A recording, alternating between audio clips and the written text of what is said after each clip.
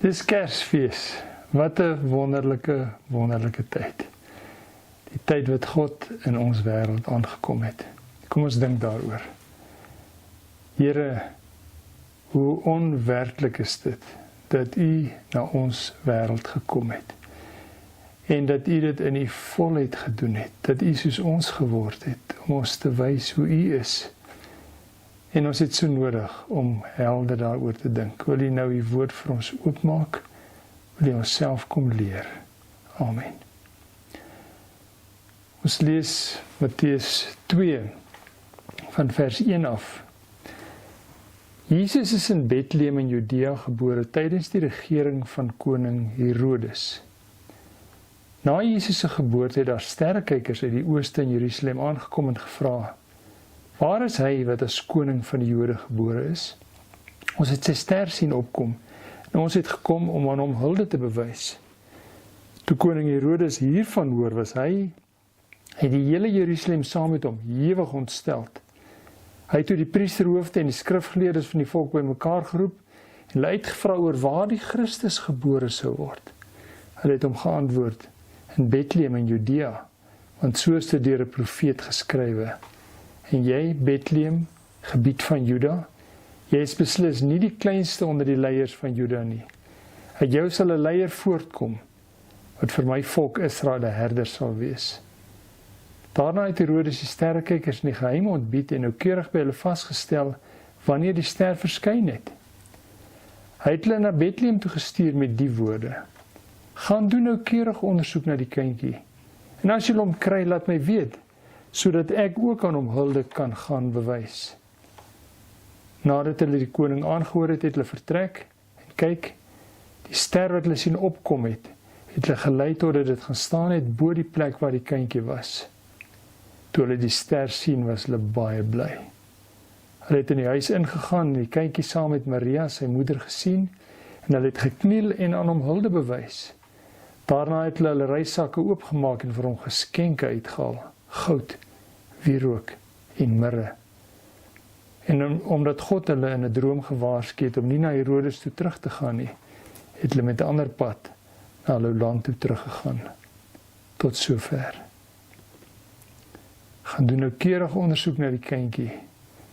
En as julle hom kry, laat my weet, sodat ek ook aan hom kan hulde gaan bewys. Hoe anders sou die wêreld nie gewees het as Herodes hierdie woorde bedoel het nie. As Herodes sy lewe vir die kindjie gegee het. En die feit is, hy het rede gehad om drasties 'n plan met sy lewe te maak. Herodes, ons lees in hierdie gedeelte dat Herodes, toe hy hoor van die nuwe koning wat gebore is, dat hy ewig ontsteld was. Nou dis nou daai ontsteltenis wat jy weet, hierdie ou dink nie meer nie. Hier kom groot moeilikheid, ek kan klaar sien. Hy is ewig ontsteld en die hele Jerusalem saam met hom. Wie was Herodes? Hoe het hy so 'n geweldige invloed gehad, rol gespeel? Herodes was 'n baie interessante mens. Hy het in 'n tyd regeer toe konings nie lank regeer het nie. Het hy vir amper 40 jaar lank regeer. Sy regering het met rukke en stote begin, geweldig stormagtig. Herodes hy was 'n Jood gewees, maar hy het so 'n bietjie Edomitiese bloed ook in hom gehad. En hy was nie so goed aanvaar deur die Jode nie, maar hy het 'n goeie verhouding met die Romeine gehad. In daai stadium het die Jode wat die land regeer het, was Jode gewees, egte bloedjode. Maar daar het 'n bietjie onmin gekom tussen hulle en dit het kans gegee vir Herodes om in die regering te kom. So sy pa het gehelp daarmee. En Herodes, toe hy begin regeer, toe sy plek nie lekker stewig nie, want hy het nie goeie Joodse wortels nie. En toe kom daar mense van buite, Jode van buite, en hulle neem toe die regering oor. Hulle het 'n staatsgreep en hy het so 3 jaar regeer. Toe sien Herodes, maar hy sal vir sy lewe moet vlug. Op daai stadium was hy getroud met Doris. En hulle het 'n seentjie gehad, Antipater, wat die volgende opvolger sou word. Maar met hierdie kyk na alternatiewe, omdat hy nie regtig deur die Jode so goed aanvaar is nie, het hy 'n plan gehad, en dit was om met die Hasmoneërs, dis hierdie mense wat Joodse agtergrond het, om 'n vrou uit hulle te kry. Nou, hy het 'n meevaller gekry, is 'n vrou wat hy verskriklik verlief op was, met 'n bietjie 'n probleem, hy is nog getroud met Doris, maar hy het toe besluit, wel, hy gaan die stank tussen die tande byt, en hy het Mariamne, sy nuwe vrou, het hy mee getrou en hy het Doris geskei. En in daardie tyd toe kom die moeilikheid, toe die mense van buite inkom en die staatsgreep uitvoer. Hy moes inderhaas vlug, hulle wou hom doodmaak. En hy's met Mariamne, is hy uit Jerusalem uit in die nag. En hy het sy eerste stop gehad, net daar aan die kant, onderkant die Dooie See, by Masada, het hy gekom, en hy in die nag in Masada, besef hulle gaan vir hom kry daar, hulle gaan vir hom wag, en in die nag is hy weer af, en hy is na koning toe, so eind verder af, die Nabateane, by 'n pragtige stad, Petra, vandag nog een van die mooiste stede op aarde in Jordanië, en hy het hom gevra, asseblief, jy moet my help, ek is in verskriklike groot moeilikheid, ek sal weer regkom. Die ou sê van, weet jy wat, ek gaan jou nie help nie, ek wil nie betrokke raak by julle konflik en goed nie, jammer, en hy het hom net gelos. Toe is hy in groot moeilikheid, en met sy gevolg 'n klompie loyale soldate en Mariamne, is hy om na die Middellandse See toe, en toe besluit hy om die 3500 kilometer oor die see na Rome toe aan te pak. En met geweldige ongerief en lewensgevaar is hy Rome toe. In Rome het hy toe met hulle gereël, dat hulle met hulle gepraat en gesê, wel, ek wil met julle steun teruggaan. Hulle sê, goed, ons sal jou ondersteun, maar jy moet self jou geveg gaan veg. En hy is weer die 3500 kilometer terug van mense by mekaar gehad, en hy val hierdie mense wat die staatsgreep uitgevoer het aan, en hy wen die veldslag, en hy word die onbetwisbare koning van Juda, met Mariamne aan sy sy.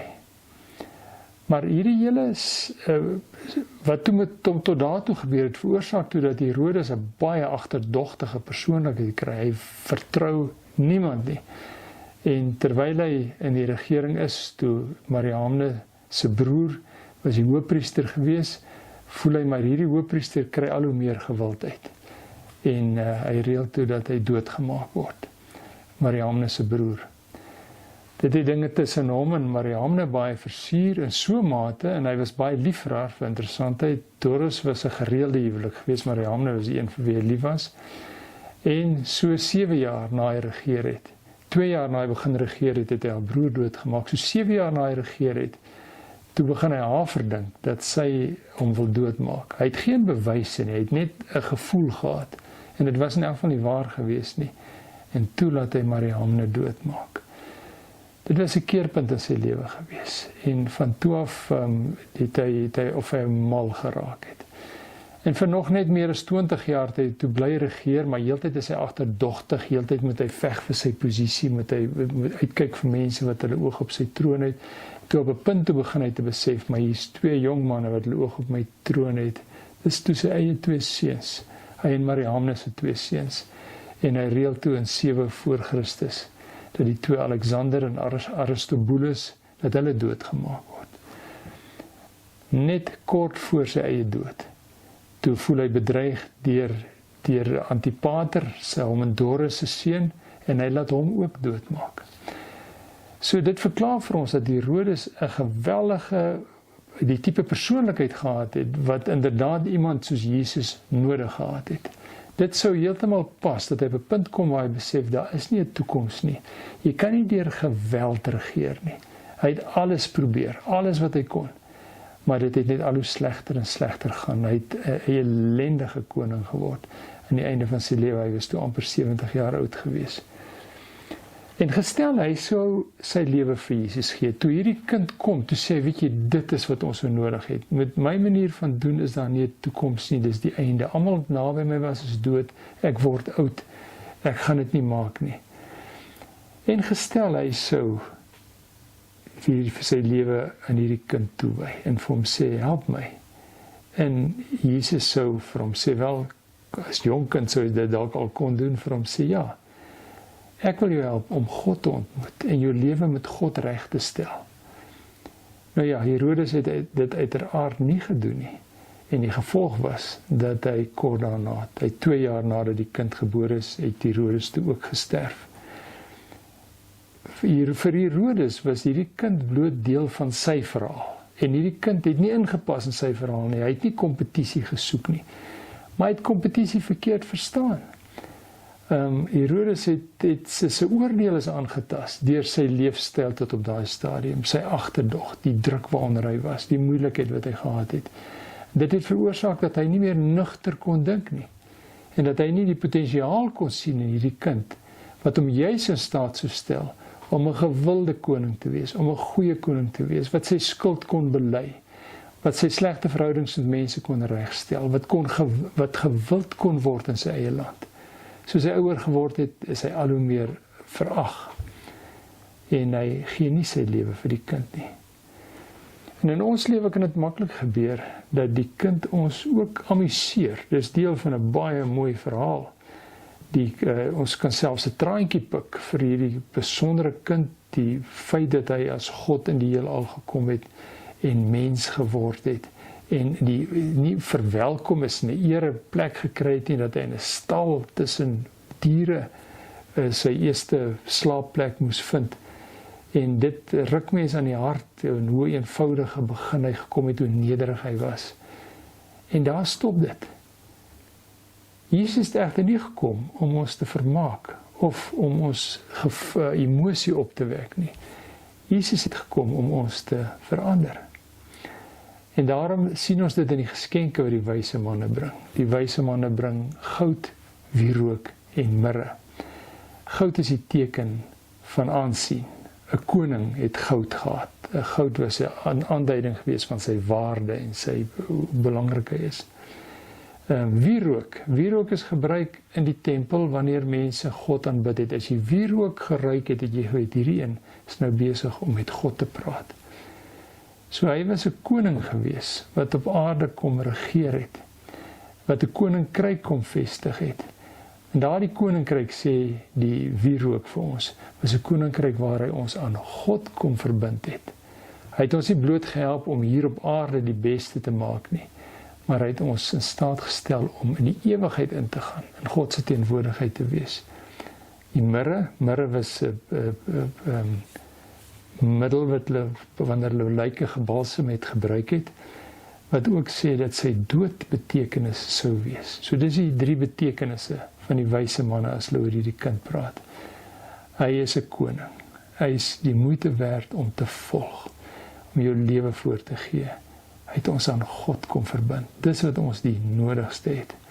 En hierdie kind, gaan vir ons kom sterf. So anders as Herodes, het Jesus se beheer nie oor mag gegaan nie. Hy het mense gedwing om hom te volg nie, en hulle gedreig en doodgemaak nie. Jesus beheer inderdaad mense se lewens, maar deur invloed van binne. Hulle wil hom volg. Hulle wil sy wil volg. En dis waaroor Kersfees gaan. Kersfees is 'n tyd waarin ons meer as ooit verbind word daartoe om Jesus as Here te volg. Die een vir wie ons die beheer van ons lewe gee, en die een wat dan beheer van ons lewe oorneem, en ons help om die meeste te maak van hierdie kort stukkie wat ons op aarde het, en natuurlik van die wonderlike stuk in die ewigheid. En mag hierdie 'n Kerstyd wees waar ons verbind is aan permanente dinge, waar ons na die toekoms kyk, en waar ons na die mooiste kyk wat daar is. En hoe kosbaar in hierdie tyd nie, dat ons dit op 'n kleiner vlak kan demonstreer, deur hoe ons met mekaar werk. In Kerstyd los ons die konflik, en die ongemak wat daar tussen mense is. In Kerstyd glimlag ons saam. Gee ons waardering vir mekaar, gee ons geskenke vir mekaar. Dis nie die doel nie, maar dit dui die rigting aan van 'n God wat altyd vir ons geskenke gee. 'n God wat ons altyd nuut maak, 'n God wat altyd vrede tussen mense bewerk. En mag dit meer as ooit waar word. Geseënde Kersfees vir jou. Geniet die dag, geniet die jaar. Dankie Here, dat U na ons wêreld gekom het, in die chaos van ons wêreld, waar ons verhaal ook baie keer soos Herodes klink, al die druk en probleme wat ons moet hanteer, die vrese, die ongerief. In dit alles is U daar, en U stel ons gerus. U waak oor ons, U verbind ons aan God, U regeer oor ons, en U gee alles vir ons. Dankie daarvoor. Help vir ons om hierdie dag die beste te maak wat ons kan, tot eer van U naam. Amen.